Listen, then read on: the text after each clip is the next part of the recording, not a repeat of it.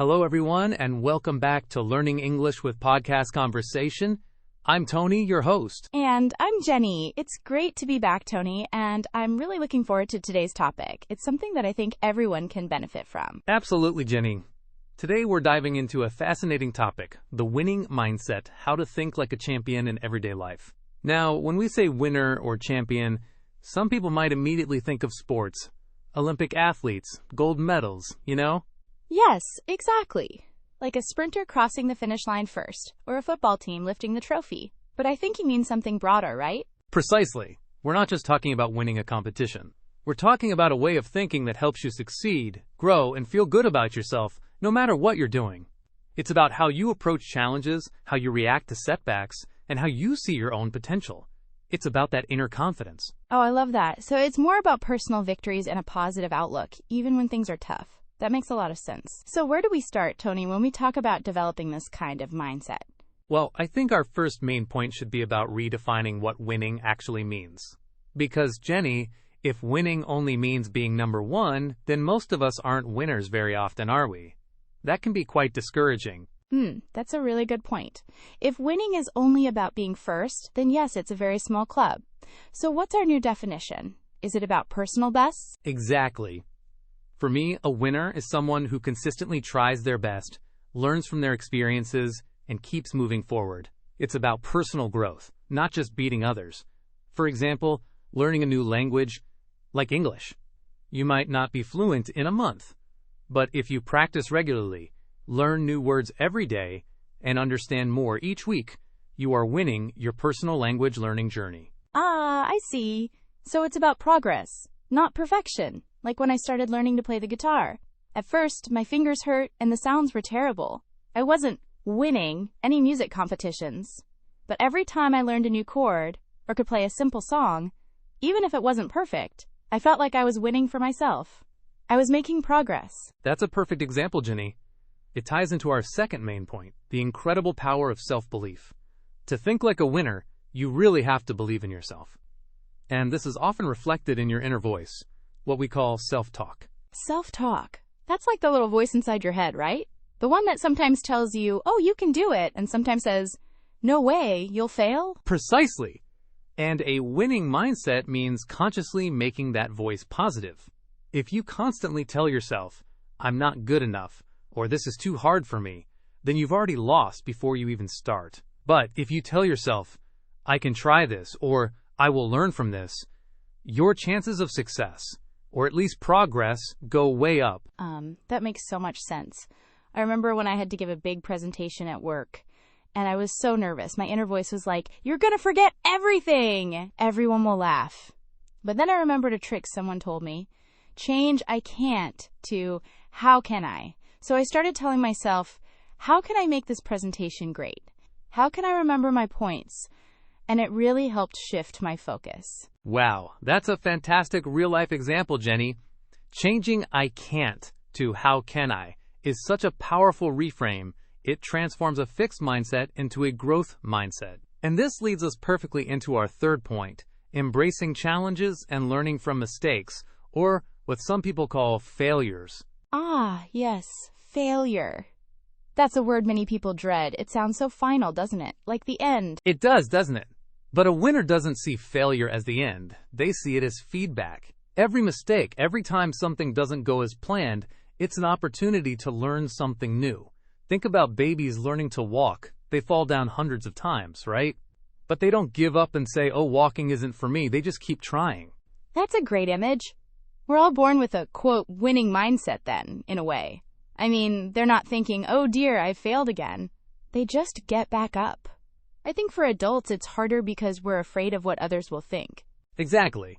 But if you think like a winner, you understand that mistakes are part of the process. For me, when I started this podcast, I made so many mistakes with the audio, the editing, even just speaking clearly. I could have given up. But each time I thought, okay, what went wrong? How can I improve this next time? And slowly, it got better. It's about resilience, bouncing back. That's so true, Tony. I remember one time I tried baking a new cake recipe, and it was a complete disaster. It looked like a burnt brick. My first thought was, I'm a terrible baker. But then I looked at the recipe again, realized I'd mixed up 2 ingredients, and the next time, it was delicious. So the failure taught me to read instructions more carefully. It wasn't the end of my baking dreams. That's a wonderful example, Jenny, and it brings us to our 4th main point, which is about setting clear goals and taking consistent action. Thinking like a winner isn't just about positive thoughts. It's about putting those thoughts into motion. Winners don't just wish for success, they plan for it. Right. So it's not enough to say, I want to be a winner. You need to define what that means for you and then work towards it. But sometimes, big goals can feel so overwhelming, can't they? They absolutely can. That's why a key part of this point is breaking down big goals into smaller, manageable steps.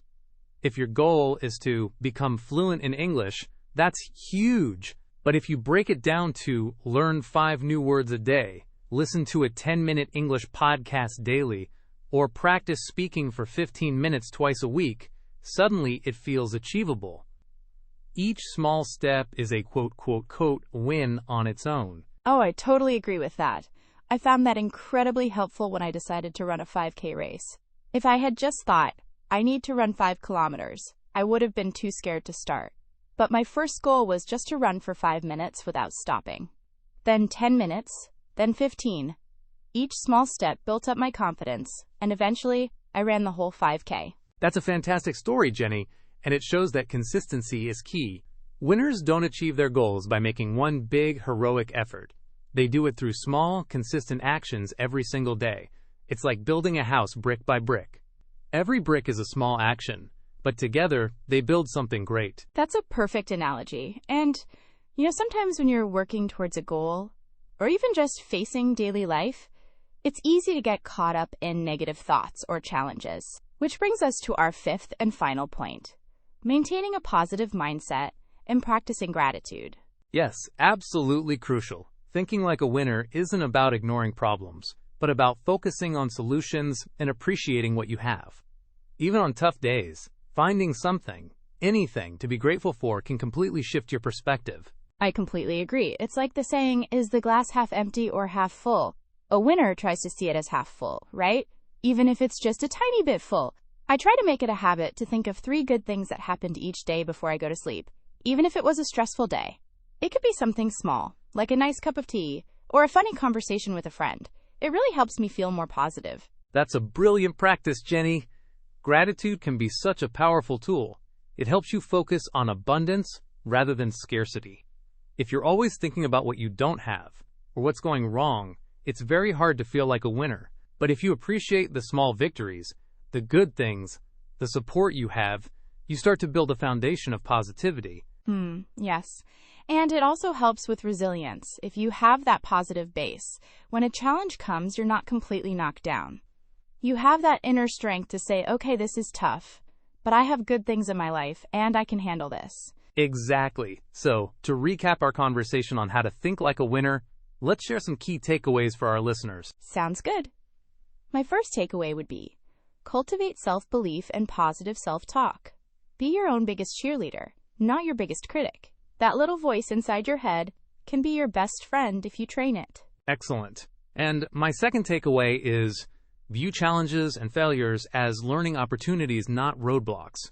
Every mistake is a lesson in disguise, helping you grow stronger and smarter for next time. And for my third point, I'd say, set clear, small goals and celebrate every bit of progress. Don't wait for the finish line to feel like a winner.